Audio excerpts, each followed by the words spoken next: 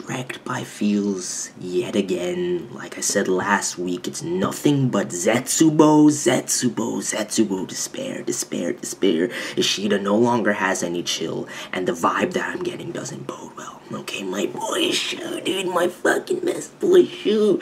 The feels I have for the man right now, just waking up to this realization that his world is crashing and crumbling around him, and he's feeling utterly powerless and being unable to do anything, dude. Straight up, the weight in the air right now is getting me. Tokyo Ghoul chapter 46.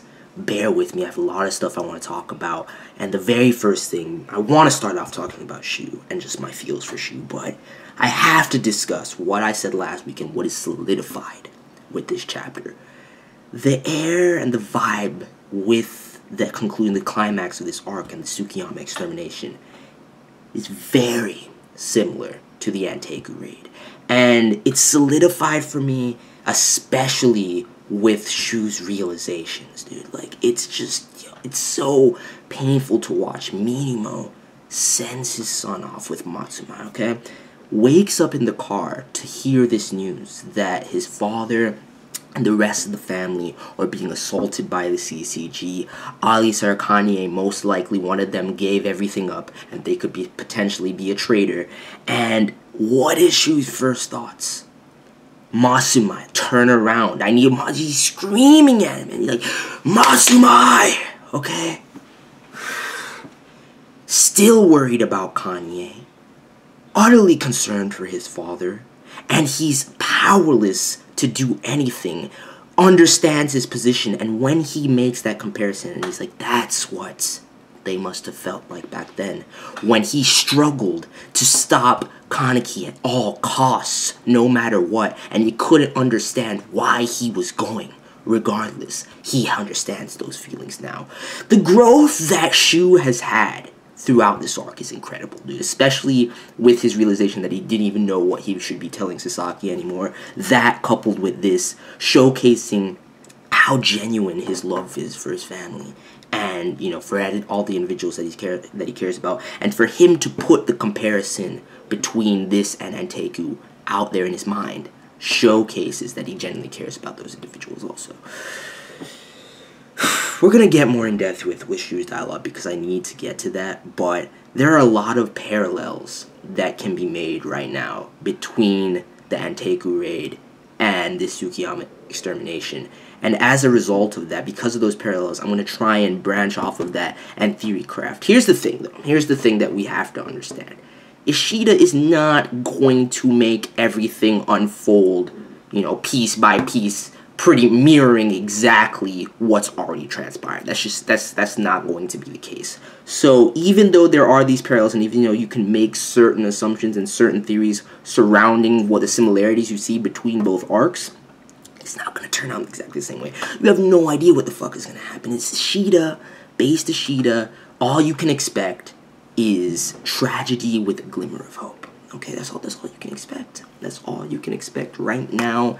It's crazy, dude. And here's the first thing I want to talk about. Before I go page by page, panel by panel, it's not looking like this is going to be a short review by any means. So before I get into the chapter and go into, you know, a page by page analysis, I want to say this right now. The very nature of what's transpiring with this extermination once again questions and throws into question the kind of moral stance and this moral ambiguity between ghouls and humans, the CCG's own mode of operations and what they're doing, and the feels that we as readers have for the ghoul characters in particular. I don't know about everybody. I mean, I'm sure there's some people that are just like, yo, fuck it, fuck the ghouls, let's go CCG, rah rah. I don't know who the fuck you are, I can't entertain you, but they must exist, okay? They must exist. Here's the thing. This series is set up for you to feel for the ghouls. And if you don't, you clearly, something's askew with your emotions. I'm sorry. Because if you cannot recognize these people as individuals, as genuine humans, despite this, genetic discrepancy and this mode of evolution that has transformed them as such, and them being unable to escape, they have to eat human beings to survive. Yes, there are sadistic, fiendish ghouls out there that just kill for sport and everything like that, but you can say the same thing on the human side, on the CCG side. And seeing this extermination, dude, like, from the very first page, Mirimo surrendering, acting like a true gentleman, all the while, all he wants to do is save his son's life. And you have Kori in her mind being like, what is this insane bullshit that this ghoul is talking about? What is this foolishness?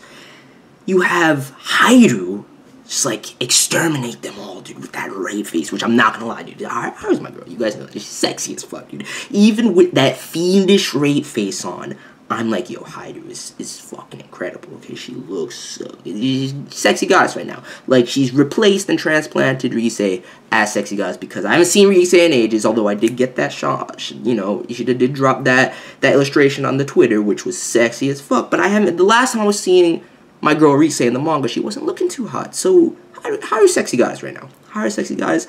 That panel is beast. But that coupled with, fuckboy Urie, well, I can't call him fuckboy anymore. I'm starting to warm up to Urie, as everyone knows. But Urie's desire, still going for the promotions. He's smiling and ready to go in, and he's like, I gotta get there before there's no one left, before they just exterminate everybody. And they're just overarching. Yes, it's Washu's orders. Yes, these are the commands that have been given to them.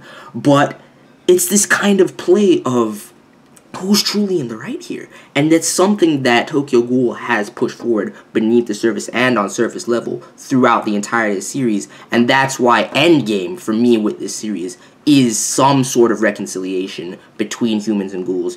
Sasaki, Kaneki being the bridge between that gap, potentially Hide, Amon. I've said it many a time in the past, but I just need to reiterate it right now, because just kind of seeing this, what Kijima's been doing and everything like that, right now, dude, I'm just like, yo, look at yourselves. And the last time anybody's really questioned, aside from Shirazu, the Q Squad, Sasaki himself has been questioning if what they've been doing is right, especially after reuniting with Hanami and everything like that.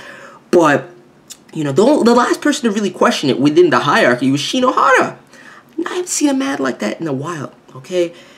I'm not saying that the CCG is full of sadistic fiends, and I'm not saying they're bad people. I love a lot of the CCG characters. I'm not gonna lie, even the ones that are perpetrating this stuff right now, the following orders. But my feels and my heart will always lie with the majority of the Ghoul characters. SHUU, and here's the thing, you can't fault them, because think about if you are a human being in this world, knowing what you know about ghouls. It's not as if, it's not as if you're gonna be the rare few, Chie, Kano, whatever, it's human Hide that has interactions, that knows ghouls firsthand and understands that they are genuine, kind individuals at the heart of it. Well, some of them, anyway. Some of them, okay? There's a good portion. At the end of the day, you have bad people just like you have bad ghouls. Just like that, straight up. You have to give everybody their fair share. But if I was in this world, to be completely honest, let's not beat around the bush, I wouldn't have this insight into all the stuff that we see as readers. So, of course, my perception of ghouls is going to be jaded. A lot of them have been harmed by ghouls in the past. Ghouls, for the most part, regular day-to-day, do go around feasting on humans, don't give a fuck, and they're quite fiendish for, the vast majority of them from what we've seen in this world. So, there's a lot of moral ambiguity going around with this chapter, and it's just that coupled with the Anteiku parallels and the weight that I have right now is crazy. But let's dive into the chapter, and I actually want to start with the last page, because before I get back into the SHUU stuff, I really need to talk about this last page, because Ishida's just been murdering me with the last pages for the last 5 weeks or some shit like that. You have it to where Eto is commanding Noro to go out into the field. And this is what I want to theorycraft on first and foremost. I want to know what Eto's goal is with this operation, what she's planning, if that is indeed Noro, and I believe it is so. But here's the thing, here was a gut feeling I have. I'm like, where the fuck is Kanye? You just tortured the man, put him through this whole thing. I was expecting to see him in this arc, whether he went up against Urie, whether he, confronted his old master, or he went straight after, Kaneki, Sasaki. Instantly looking at Noro, going off of the theory that, came up a couple chapters back when, you know, we're talking with Eto, the whole insane, you know, Kagane that was revealed and everything like that, the whole symbolism with the Book of Genesis and God and everything like that. We were like, yo, what if Noro is Eto's detachable Kagane? Okay? And I would take it a step further then. Personally, I think that this is Noro, but I've been talking with some people really quickly about the chapter, and a lot of people are speculating that what if, instead of it just being straight up a detachable Kagane, what if it's a detachable Kagane that's implanted into a host and allows Eto to control that host and, you know, takes over the host will and everything like that, maybe transforms their physical appearance and they become another Noro, and it looks straight up like this. And what if that is in fact Kanye? Okay? Personally, I don't think so. I think this is legit Noro, and I wouldn't put it past both Kanye and potentially Naki to show up on scene right now if Aogiri is moving, especially with what Kano is doing to try and manipulate him, knowing, you know, that they definitely are trying to get a handle on the Q surgery and everything like that. I wouldn't put it past them to show up regardless. But if that I'm not going to say that that theory doesn't have, you know, a certain validity to it, that it couldn't be true. So I'm not going to discount it. It definitely makes sense. But personally, I don't think it wouldn't make sense for the appearance to just straight up become the exact same. The height is different. Like, come on, that's too much. That's too much. Like, even if that's the case and they get like a Noro mask or something like that, they should still maintain some of their base physical characteristics instead of turning into just straight up another Noro. So, I don't know about that, but here's what I want to think about right now. You have SHUU, who is a hair's breadth from escaping, meeting up with, you know, his father's, you know, conglomerates and everything like that, and before Haru confronts them. You have Sasaki in this panel, who's like, you just wait, Tsukiyama, I'm going to talk about that in a second. But then this final panel, with Eto pointing, you know, just letting Noro loose, and she's like, begin. What is their endgame? Here are the only things that I can see going on with what they're doing right now. Well, there's actually quite a bit of things they could be doing right now. One, and because of the tagline of next issue, you know, the unexpected mission is starting, the Tsukiyama family scheme, I'm like, maybe Mirimo, you know, pays the Kanye did, so, I mean, Mirimo has a great deal of influence in the Ghoul world. Maybe Mirimo got Eto to, you know, hired Eto and Aogiri to save his son or protect his son or whatever. And I still, even if that's the case, Eto still has her own endgame. Eto still has her own plan and mode of operation that's going on regardless. But that could be one option, okay? Other option is Eto's there because she's using the confusion of this. We all know how she's a fiend at getting information. She always, like, even if you're mirroring once again off the Antegu raid, using this information and going in, using Noro, potentially Kanye, if Kanye is there as well, and Nahi, to capture some individuals to further Kano's research, to bolster their forces, etc., etc. Maybe pick off some CCG while they're at it. So maybe they need some more, you know, prime investigators. I see them potentially going after the Qs right now, dude. And this played off, I'm going to mention this mid-review, I was going to save it to the end, but I think it's apt here because of something that I was observing in it before. But Ashida dropped this, you know, illustration on his Twitter, you know, a couple days ago, over the beginning of the weekend, as basically this crazy, awesome-looking illustration of Sasaki as a kind of straight-up kabuki dancer, you know, paintings on his face and everything like that, moving in this weird position and shit, right? And if you look at the symbolism of the image, I'll put a link to it in the description so people can look at it if you haven't seen it. There's two kind of lanterns. I can't make out every single bit of symbolism, and I haven't, you know, even spent that much time diving into it personally, but there was just one thing that instantly struck me. This counterbalance between CCG and I believe this other lantern probably represents, you know, either Anteku, Ri, you know, potentially just Ghoul World in general, or, you know, his other self. Whatever, I can't read, you know, there's no translation for it, so if somebody can tell me what that kanji is, I'd appreciate it. But anyway, you see 4 black bird-like figures flying above his head. And I'm going to assume that those represent the rest of the Qs as doves. The fact that they're black is some sort of foreboding. It showcases some sense of foreboding. The fact that you have the counterbalance between CCG and this other lantern makes it seem like, does that mean that CCG is actually winning, that's bearing more? Does that foreshadow that something tragic is going to happen there? Or is it the complete polar opposite, where actually the thing that's triumphing and signaling, you know, the return of Sasaki's memories and the resurgence of, you know, the sealed off persona that he has? So I don't know, but I feel like it's necessary to bring that up here simply because what if their goal is to scoop up some cues like we've been saying for a while? And if, I swear to God, if you lay a hand on Saiko or Mutsuki, I'm gonna kill you. I don't want Shirazu to go out either, but just take Urie. Just take Urie, even though it's gonna be the best bet for you anyway. No lie, he's probably going to be the best bet for you. It's gonna help you guys. Just take Urie, because I don't want anybody else getting scooped up, right? Or what if they're there for Minimo? What if they're there, you know, I don't even know right now. I don't know what their endgame is. I don't know what they plan to disrupt. But the very fact that they're their last panel and they're about to jump in once again furthers the Enteiku comparisons. And on top of that, means shit is about to get even crazier right now. This is a climax of the arc. This is a climax of the arc, people. So shit's about to go in. But now that I've rambled on and the Sasaki stuff with this last panel. So he says to himself, you just wait, Tsukiyama. He has very little dialogue throughout this entire chapter, other than, you know, speculating to himself that something feels off when they first break into the mansion. And here's the thing. The last conversation that we know that Sasaki and SHUU had, basically SHUU denied him, you know, any insight into his past.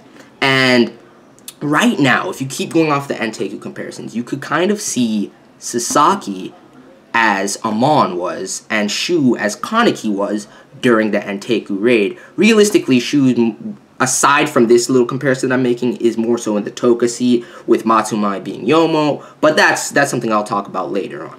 Here's the thing. If you look at it like that, with just like Amon, Sasaki is seeking something from this individual that he's about to confront. And we don't know that Sasaki actually knows SHUU's name, or that Tsukiyama is the same individual that he's been meeting with in the park or everything like that. So, and with that kind of rape face that he has on, like, I'm about to go in, you can kind of put it on maybe he doesn't know, okay? But if he does, then that solidifies for me that kind of comparison where Amon was seeking out, you know, Centipede as well, so he could find out. He's always been trying to delve in to Kaneki's mind, into Kaneki's heart, and find out what he's fighting for, find out what, you know, what he's about, just overall, right? And this kind of mirrors that, in that Sasaki wants the truth from somebody that knows, and if he knows who SHUU is by name, then he's going specifically for that purpose. Whereas on the counter side, SHUU really resembles Kaneki/Toka from Enteiku Raid right now, and especially seeing and feeling the same emotions that he kind of didn't understand Kaneki feeling in that moment during the Enteiku Raid was beautiful. So, last page is fucking dope. But let's actually get into the chapter and go page by page and everything like that. So, Extermination of Rosewall is here above the Tsukiyama residence. You have fucking young Washu hovering above the building like a fiend. And I guarantee you, well, let's go to the next page first. Fucking artwork is pristine, dude, in the mansion and everything like that. It's just, when I read this page, when I saw it, I was like, yo, shit's about to go down, dude. I'm like, Cordy, you have Midimo standing perched up on top. And I said it last week, and this is where it all started for me, but it's been solidified with this chapter, which was, you know, Midimo is saving SHUU and going to sacrifice himself similar to Yoshimura. And I was speculating that Midimo is probably a fucking monster, dude. At the very least, double S, maybe even a triple S ghoul. And with the amount of influence that he has in the ghoul realm, I wouldn't put it past him. So I was just like, yo, this is gonna be hype. And I was a little bit disappointed, no lie. Like, I legit, my heart sank, because I was like, I don't get to see the man beast? He's like, I don't intend to run or fight. We are all gentlemen. And you see Kuria, Ghoul, talking nonsense. Our employees are inside. You'll find out when you investigate, but they are ghouls as well. I surrender. Resisting would be no good. I've been living as a human being this whole time. Please let me do that until the very end. Even though he didn't go in like a monster, and that's what I wanted to see, that dialogue showcases how deep of a character Minimo actually is. And all of this to allow his son to escape, which, personally, I think it would have made more sense if he had put up some resistance and fought for a little bit of time to allow them to get further away.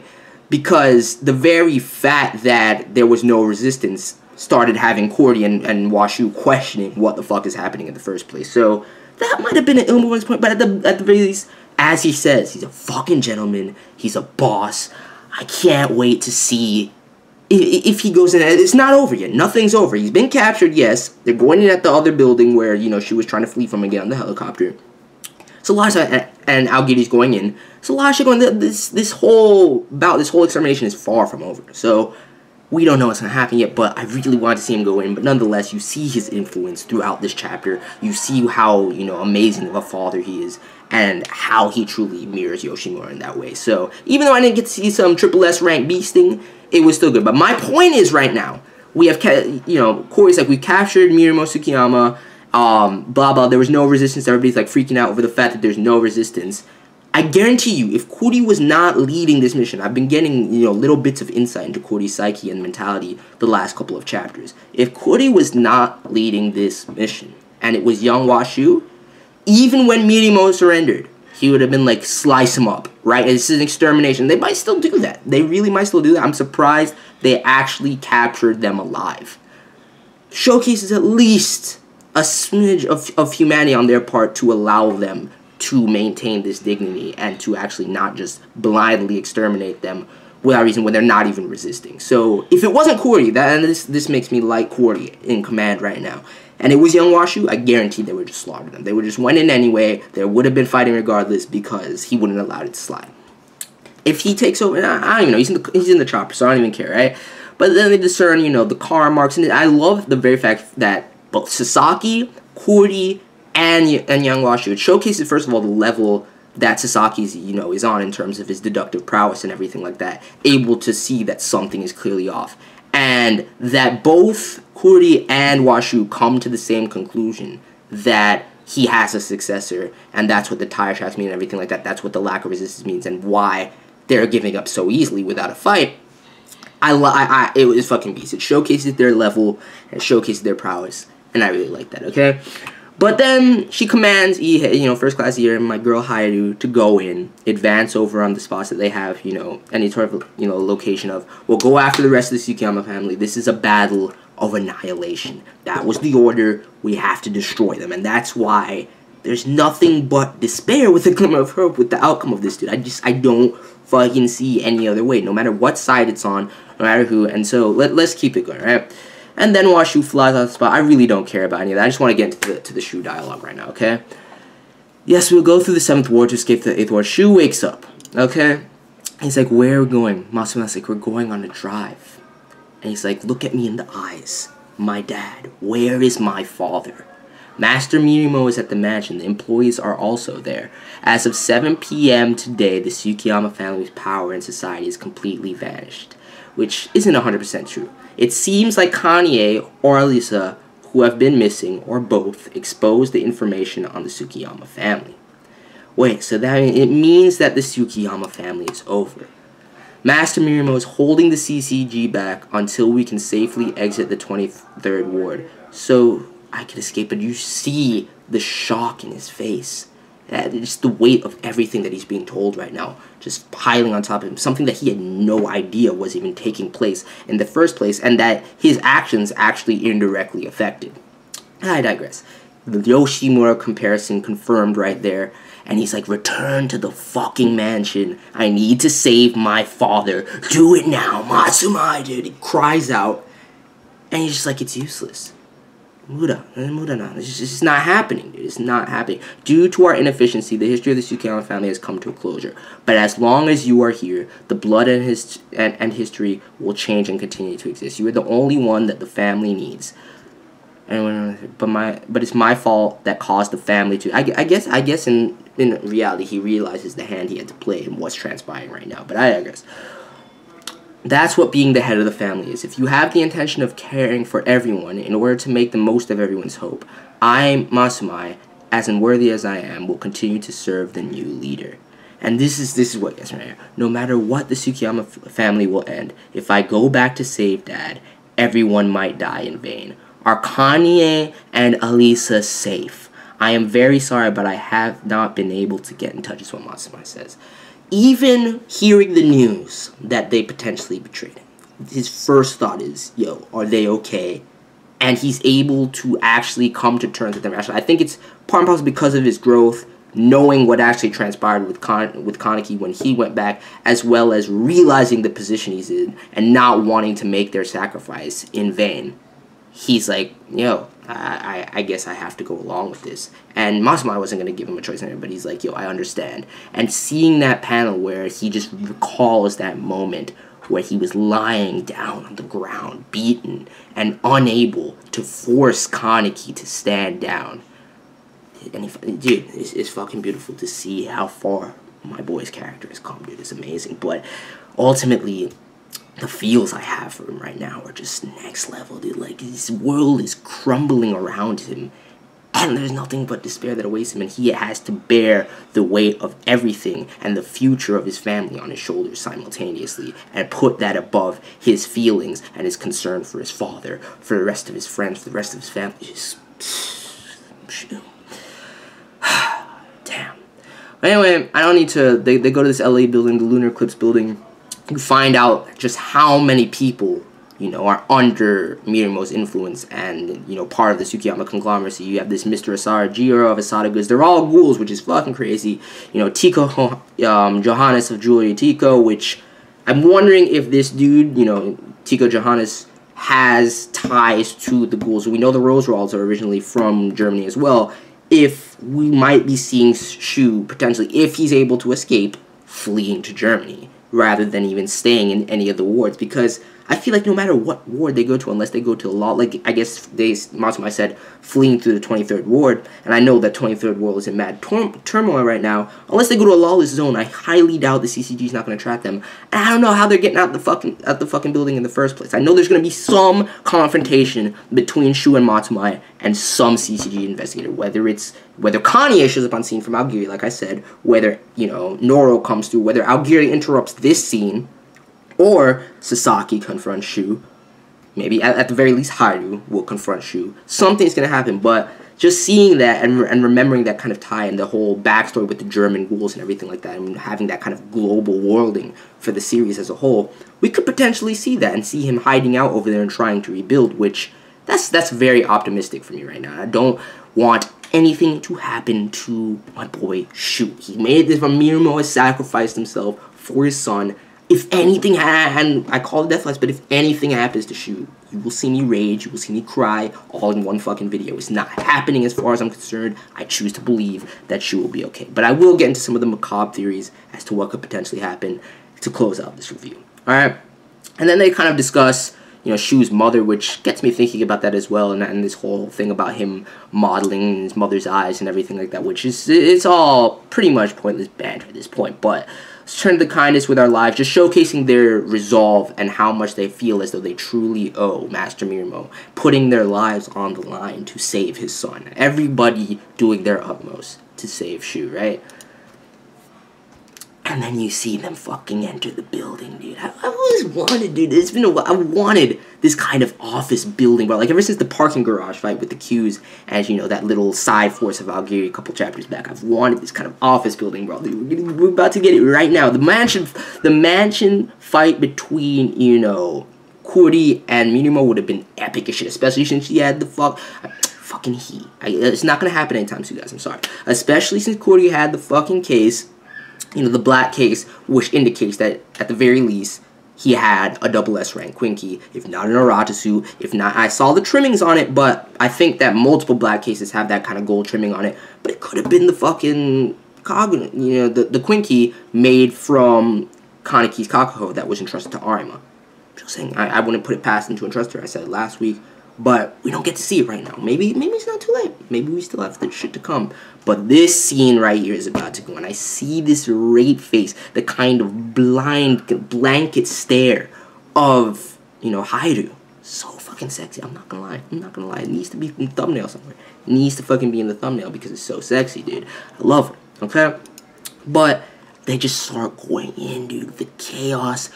Oh my goodness, I cannot wait to return to the scene. It's going to be fucked up. It's going to be hype. It's going to be tragic. I see nothing but extermination right now for the ghouls unless there's some external factor. Like, they're getting raped as is right now. I'm sure that the higher-ups that were there with SHUU and everything like that must be more skilled than the average, than average fodder and everything like that. But still, it's going to be crazy what's going to happen with the climax arc. I'm scared, excited, just everything at the fucking same time. And all I need to do is steel my resolve for despair. That's all I can fucking do. But if there are limits to traveling by car without cargo ships, blah blah blah blah blah, fucking young WashU thinking about the whole organization of shit. But it can be determined that heading from the Eastern Bloc 21st Ward to the Center Bloc of 3rd Ward would be difficult. Blah, yeah, obviously, heading that alley would be the best option. Alright, so WashU's going to, I forgot about this entirely. I forgot that WashU's actually going to go through to the office building, to the alley as well. So, having him there as a factor is fucked up. Then you have everybody else moving over there, seeing as how he's determined the location. You see Uriye with this fiendish, fuckboy Uriye, man, the man's still looking to one-up Quarter, to one-up Bujin, and to get that promotion. You're just looking for the credits, man. Look at him. And at the same time, I think there's a thirst, there's a bloodlust in him, just straight up right now. And I think that's a result of the frames, being taken down and him having more access to the Kakuho. And on top of that, because it's starting to kind of poison his mind slightly, dude, which was already kind of fucked to begin with. Let's not lie, let's not kid ourselves. But he's like, if I don't hurry, the advanced group will claim all the ghouls. Even so, I can't help being excited as this fiendish smile on his face, like, this is what I'm talking about. I'm like, yo, Uriye, man, at least you go in like a monster right now. That's all I can say. That's all I can say. And then clearly something's weighing on Shirazu's mind, and he's like, Sasaki's like, when we return to the chateau, he's like, you can think about it when we return to the chateau. Why, if it has nothing to do with, himself right now, whether it has to do with, if he's going to be able to access and bring out the full, potential of his Kagane, whether it has to do with using the Quinky, the Nuts Quinky, I don't know, but this dialogue, to me, I need to actually think about it more to actually get some insight into it, because I wonder what's weighing on Shirazu, and I wonder, I guess it doesn't really matter right now. I guess it really doesn't matter, but then we end up on this last page yet again.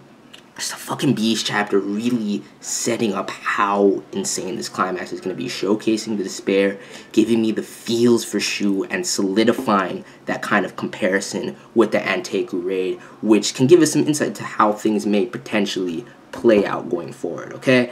So, that's pretty much most of what I wanted to talk about. There is this fucked up thing going that people have been discussing as of late. Basically, remember back in the day, during part 1, where she was like, I will be your sword. I want to be your sword to Kaneki, right? People are like, yo, what if the arc ends, SHUU is destroyed, turned into a Quinky, and Sasaki wields it? I'm sorry. That's twisted as fuck. Yes, it's beast with the foreshadowing. I wouldn't put it past the Ishida to do something so twisted and tragic to begin with, but it's not happening. It's not fucking happening, because that assumes that SHUU dying isn't going to shake Sasaki to his core, and that he'd even he would continue on as Investigator Sasaki if the memories of his life as Kaneki start to trickle back into him, and on top of that, wield the Quinky of the man that he knows he has ties to. I don't know about that. I don't know about that, man. I really don't know about that. I don't think that's happening. I don't see it, dude. But that's pretty much it, dude. I really wanted to see Minimo go in, but alas, we didn't get to have that right now. But it's all good, dude. It's all good. I'm fine. Please, if you haven't, check out the video I made, concerning Tokyo Ghoul Jail, because